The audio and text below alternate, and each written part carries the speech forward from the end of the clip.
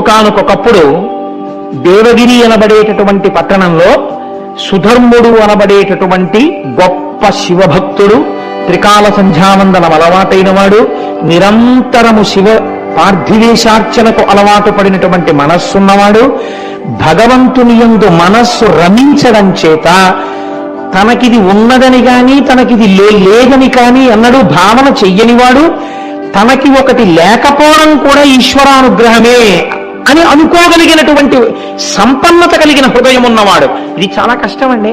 ఈశ్వరుడు ఒక్కొక్కరికి ఒకటి ఇవ్వడు.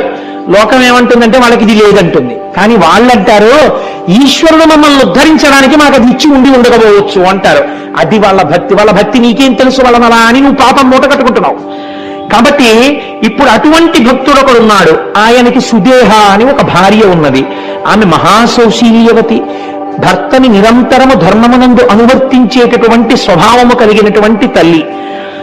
చాలా కాలం ఇలా ఉంటుండగా వీళ్ళిద్దరికీ బిడ్డలు కలగలేదు.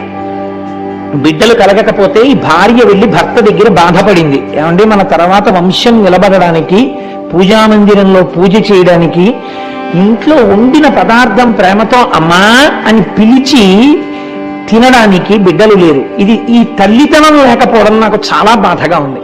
అందుచేత మనకి బిడ్డలు లేనటువంటి ఈ లోటు ఎలా పూడుతుంది అని భర్త దగ్గర ఏడ్చింది. ఆయన ఏమనాలండి, నిజమే, ఈ లోటు ఎలా పూడుతుంది, మనకి బిడ్డలు కలగట్లేదు అనాలి. కానీ ఆయన ఎంత గొప్ప మాట అన్నాడో తెలుసా అండి భార్యతో? ధీరుడుగాన, ధీరత్వం అంటే జ్ఞానమునందు రమించేటటువంటి స్వభావం, అటువంటి బుద్ధి ఉన్నవాడు కాబట్టి ధీరుడుగాన తత్పతి మదింగనకెట్టి విచారమున్ మహోదారతతో ఇటుల్నడు తన్విరో వందురనేల ఇట్టులెవ్వారికి నెవ్వారౌదురిలా బంధువులెవ్వరు తల్లిదండ్రులెవ్వారలు పుత్రులెవ్వరిక స్వార్థపరంబు జగంబు సర్వము. ఏంటే నీ వెర్రి? ఎవరు ఎవరికి తల్లిదండ్రులు, ఎవరెవరికి బిడ్డలు, ఎవరి స్వార్థం వాళ్ళది. కలిసినవి విడిపోతూ ఉంటాయి. పట్టు విడిపోయి ఈ లోకమునకు ఉన్నటువంటి స్వభావం ఇలా పట్టుకుంటుంది, అలా విడిపోతుంది. విడిపోయిన వస్తువుని పట్టుకున్నాను నువ్వు లేకపోతే నేను ఉండలేనన్నవాడు 11 రోజుల్లో మరిచిపోతున్నాడు. మరిచిపోయేవాడు సంతోషంగా తిరిగేస్తున్నాడు. వాడికి మళ్ళీ నువ్వు లేకపోతే నేను ఉండగలనా అని చెప్పిన వాడు ఎవడున్నాడో వాడు సంవత్సరం తర్వాత ఎవరు లేకపోతే ఉండలేనన్నాడో వాళ్ళ తిరిగి గుర్తు చేయడానికి ఇంటి పురోహితుడు వచ్చి గుర్తు చేస్తే తప్ప తద్దినం పెట్టని వాడయి ఉన్నాడు. అంతటి కృతజ్ఞమే ఈ లోకం. అటువంటి బిడ్డల కోసం, దేనికోసం నీకు ఈ అలజడి? నువ్వు ఈ సంబంధాన్ని ఈశ్వరుడు ఎందుకు పెట్టు? నువ్వు తరిస్తావు, నేను తరిస్తాను. అవన్నీ ప్రతిబంధకాలు తరించడానికి, ఏమో తొందరగా మనల్ని లాగేయడానికి, ఏ అడ్డు లేకుండా చేసేయడానికి, తొందరగా తన వైపు ఈడ్చి పారాయడానికి ఈశ్వరుడు అసలు సంతానం లేకుండా చేశాడేమో. లేవంటావెందుకు? ఏది మనకి ఇవ్వడానికి అది లేకుండా చేశాడో ఈశ్వరుడు యందు మనస్సు పెట్టన్నాడు. అంటే పాపం ఆవిడ సర్దుకుంది మనస్సు. కానీ లోకం అనేటటువంటి ఒక వస్తువు ఉంది కదండి, దీనికి అనవలసిన మాట అనరాని మాట అన్నది తెలియదు. ఇతరుల్ని బాధించి బతకడం కలియుగంలో లక్షణం. ఎందుకని చిత్తవృత్తులు రాక్షసులై ఉన్నాయి. ఇంత మాట అనడమా, ఆ మాట ఎంత ప్రమాదానికి ఎడుతుంది, ఎంత బాధపడతారని ఆలోచించకుండా మాట్లాడతారు. కాబట్టి ఈవిడ ఒకసారి పొరిగింటికి వెళ్ళి ఏదో పేరంటం జరుగుతున్నప్పుడు ఏదో వాదులాట వచ్చింది స్త్రీల మధ్య. వాదులాట వస్తే ఈ సుదేహ తనకి తెలిసినటువంటి ఒక మంచి మాట చెప్పింది. ఇలా చేయకూడదు అనేదో అంది. అనేటప్పటికీ ఆవిడంది కోపంతో, చెప్పడానికి నీకున్న యోగ్యత ఏంటి అని చెప్పడానికి ఆవిడ ఒక అనరాని మాట అనేసింది. దుడ్డు కలుగునేమో గొడ్డుదానవు నీవు, తినుటకెవ్వరేని దిక్కులేరు, బిడ్డలున్న దాన్న పేర్మినాకెనయవుదే కళ్ళక్రిందులగుచు తపసుకొనిగా. ఏమిటి నువ్వు మాట్లాడేది? నువ్వు గొడ్రాలివి. ఎంత ఉంటే ఏంటి? దుడ్డు కలుగునేమో, నీకు డబ్బు ఉందేమో, మీ తర్వాత తినడానికి ఎవడున్నాడు? రాజులు పట్టుకెడతారా సొమ్ము? మాకు అలా కాదు. మా తర్వాత తినడానికి పిల్లలున్నారు, మేము వండితే అమ్మా అని తినడానికి పిల్లలున్నారు. మా ఐశ్వర్యం నీకెక్కడొస్తుంది? ఇక నీకు పిల్లలు పుట్టరు. నువ్వు తలకిందులుగా తపస్సు చేసినా ఇక నీకు అమ్మా అన్న మాట లేదండి. నిజంగా అది ఒకళ్ళు అనక్కర్లేదండి. అలా అనిపించుకోలేకపోయిన వాళ్ళు ఎంత బాధపడుతుంటారో. నాకు ఈ పద్యం చెప్పడానికి ఇవ్వాలి నేను ఇక్కడికొచ్చి కూడా పుస్తకం తిప్పా, దీన్ని ఆపి చెప్పడం ఏమైనా కుదురుతుందా అని. అలా కుదరదు అని నిర్ధారించుకున్న తర్వాత మాత్రమే నేను ఈ మాట చెప్పవలసి వచ్చింది. ఇలాంటి పద్యాన్ని కథాంతర్గతంగానైనా చెప్పినందుకు సిగ్గుతో తలంచుకుంటున్నాను. ఎందుచేతనంటే అది ఒక స్త్రీ మనస్సుని ఎంత బాధ పెడుతుందో నాకు తెలుసు. ఆ మాట అనరాదు. ఆ మాట అంది, పాప ఆవిడ చాలా బాధపడింది. చాలా పద్యానికి అంతకన్నా వ్యాఖ్యానం అనవసరం. కాబట్టి ఇప్పుడు ఎవరికి చెప్పుకుంటుంది? భర్తకి వెళ్ళి చెప్పింది, నాకు బిడ్డలు పుట్టరా, నాకు అమ్మ అన్న మాట లేదా అని అడిగింది. అడిగితే ఆయన అన్నాడు, నువ్వు బిడ్డలు పుట్టరా అని నేను ఎంత చెప్పినా నీ మనస్సు ఈశ్వరుడు ఎందుకు చేర్చుకోలేకపోతున్నావు? మళ్ళీ మళ్ళీ అటువైపుకి ఎందుకు పెడతావు? ఎందుకు ఆ దుఃఖం? దానివల్ల ఏమిటి కలుస్తుంది నీకు? నీకు బిడ్డలు కలుగుతారో కలగరో, నేను దోషము నీదో లేకపోతే దోషము నాదో, ఒకవేళ ఈశ్వరుడు బిడ్డలు నీ దోషము వలనే కలగకుండా ఉంటున్నారో తేల్చడానికి ఒక పరీక్ష పెడతాను, ఈశ్వరుణ్ణి అడుగుతాను. ఇది భక్తి అంటే అని ఆవిడికి చెప్పకుండా ఆయన ఒక పరీక్ష పెట్టాడు. 2 పూలదండలు తెచ్చి భగవంతుడి యొక్క పాదముల దగ్గర పెట్టాడు. 2 విలువదండలు శివుని దండన నుంచి తీయు కోమలాంగి పడతి, ఒకటి తీయుమనిన ఇష్టకుసుమము బాసి ఈవలి పుష్పంబుగొనిన పెదవి విరిచే కోవిదుండు. 2 పువ్వులు పెట్టేని శివుడికి ఒక విజ్ఞాపన చేశాడు. ఒకవేళ నా యందు బిడ్డలు పుట్టడానికి దోషముండి ఉంటే, లేదా అంటే మా దంపతుల యందు సంతానము కలగక మా ఇద్దరికి అమ్మా అని ఆవిడ, నాన్న అని నేను అనిపించుకోవడం సాధ్యం కాకపోతే ఈ దండ ముట్టుకుంటుంది.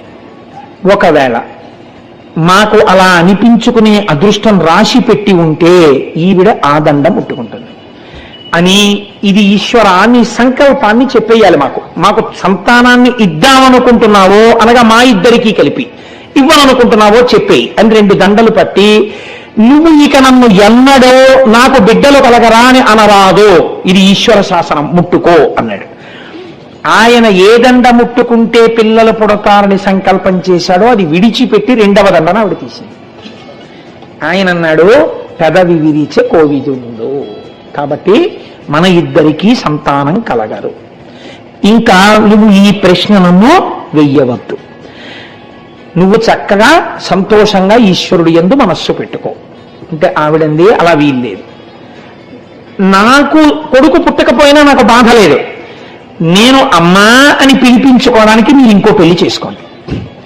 ఆమె వలన సంతానం కలుగుతారు కదా, కలిగినప్పుడు నన్ను అమ్మా అని పిలిస్తే నాకు చాలు, కాబట్టి మీరు పెళ్లి చేసుకోండి అంటే ఆయన అన్నాడు, ఇది చెప్పినంత తేలిక కాదు, ఇది ఒకనాడు నీ యందు పినుభూతమై కూర్చుంటుంది. ఏమవుతుందో తెలుసా? అనవిని ఇప్పుడు ఇట్టులే నీవనెదవు వేరోర్తి పెండ్లి ఆడిన సవతింగని పోరుసేతువెంతయు అనుమానము లేదు పెండ్లి ఆడను మరలన్. నాకు సంతానం అక్కర్లేదే, ఈశ్వరుడు ఉన్నాడు చాలు.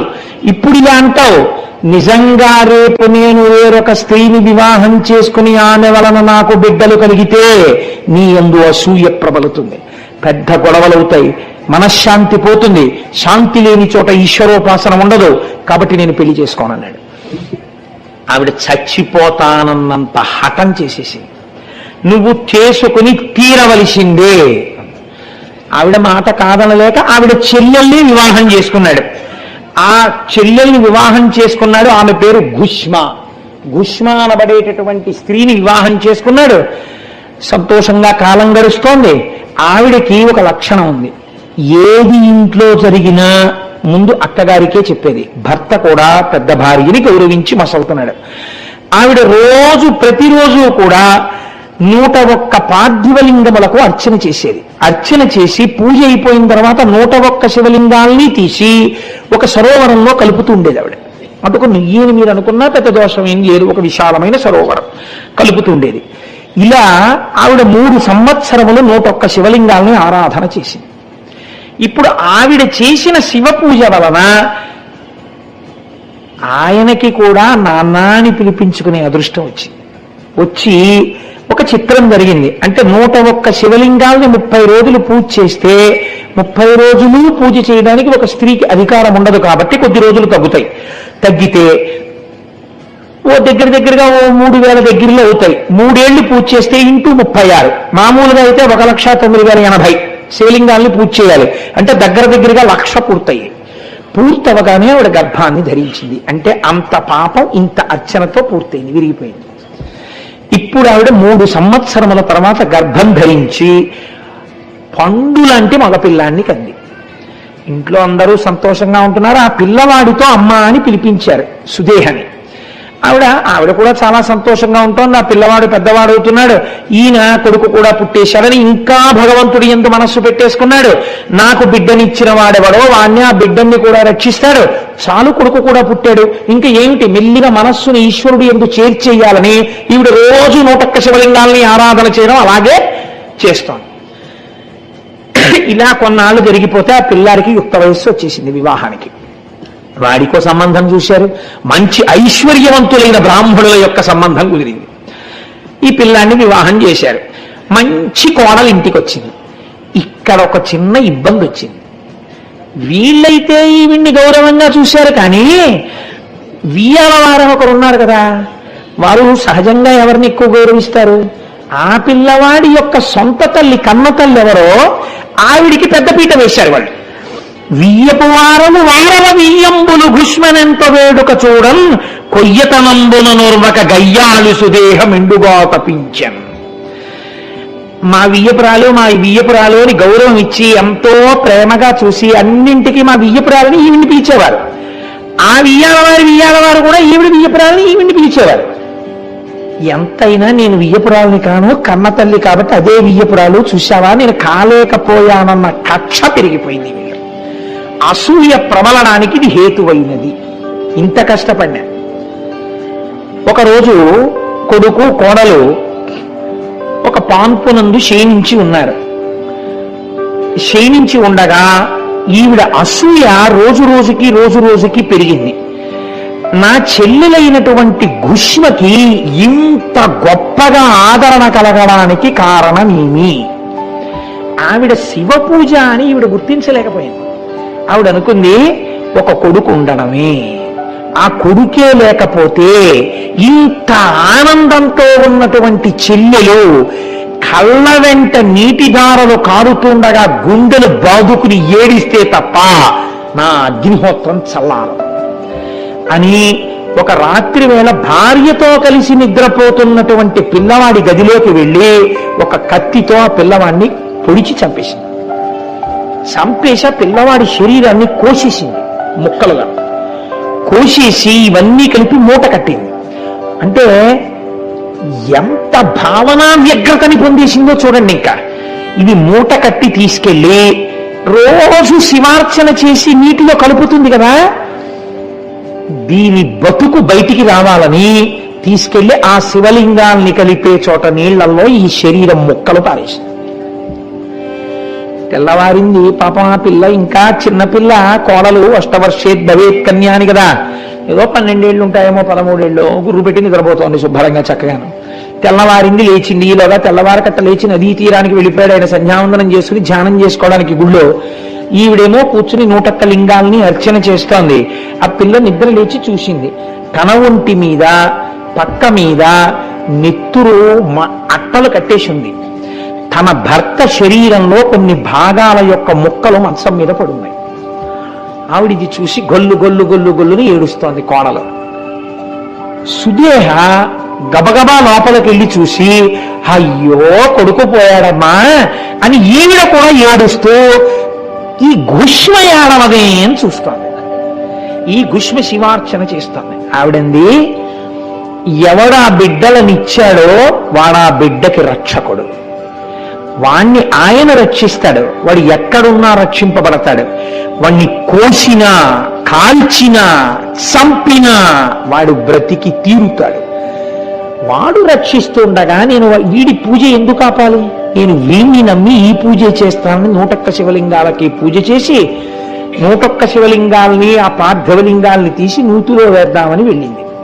నూతిలో వేద్దామని వెళ్ళి శివలింగాల్ని వేసి చూసేటప్పటికి కొడుకు శరీర భాగాలు నీటి మీద తేలుతూ కనపడ్డాయి. చిత్రం ఏమిటో తెలుసా అండి, ఆవిడ ఏమీ అనలేదు. చాలా మంది దీన్ని మార్చి రాశారు. మూలంలో అలా లేదు. ఆవిడ మనస్సులో ఏ అక్కసు కలగలేదు. ఒకవేళ ఒక చెట్టు నీళ్లు పోస్తే తాను ఒక మొగ్గ వేసింది, ఆ చెట్టే దాన్ని పువ్వు చేసింది. ఆ చెట్టే మరునాడు ఉదయం తన పాదాల దగ్గరికే ఆ పువ్వుని విడిచిపెట్టేసి తొడిమ నుంచి తన కాళ్ళ దగ్గర పడిపోయేటట్టు చేసింది. నా శంకరుడు నా ఇంట పువ్వు పూయించి తన పాదాల దగ్గరే ఇలా తీసుకుని ఉంటే నేను దాన్ని అడగను. ఈశ్వరుడు తీసుకెళ్ళిపోవాలని సంకల్పం చేస్తే నాకు ఆమోదయోగ్యమే అని వెళ్ళిపోతాను. ఇది శివుడు తట్టుకోలేకపోయాడు. అది విచిత్రం. ఈ భక్తిని శివుడు భరించలేకపోయాడు. భరించలేక అమ్మా అమ్మా అంటూ పిల్లవాడు వచ్చేసాడు. వచ్చేసి వాడు అన్నాడు, వీడు అడగలేదు. వచ్చి అమ్మా నన్ను పెద్దమ్మ చంపేసిందమ్మా, కత్తి పెట్టి పొడిచిందమ్మా, నాకు తెలివి వచ్చేటప్పటికి ఇంకా పొడిచేసింది, నా శరీరాన్ని కోసి తెచ్చి ఇందులో పారేసిందమ్మా, పెద్దమ్మ చంపింది, శివుడు బతికించాడమ్మా నన్ను నీ పూజకి అన్నాడు. ఆవిడంది ముక్కు మీద వేలేసుకుని యవనిదయం కొడుకేర్పడ అవికల కృపుడతడి సాకు అర్భకు భక్తోత్సవకరుండరి పేరొందిన శివుడు మహాకాలమూర్తి సిద్ధం బిందున్. గురే నిన్ను కాపాడినటువంటి వాడే మహాకాలుడు, వాడే తీసుకెళ్లగలడు, వాడే బ్రతికించగలడు, వాడు నిన్ను రక్షించాడు. ఎక్కుడు మోదము లేక అక్కపై కినుకు కొనక ఆమె కొమరుపై చక్కగా చేయిడి కడుమెచ్చగా ముక్కంటి సామి ఈ తెంచెవడి. కొడుకు మీద చెయ్యేసుకుని అక్క తప్పు నాన్న, పెద్దమ్మనలా అనకూడదు,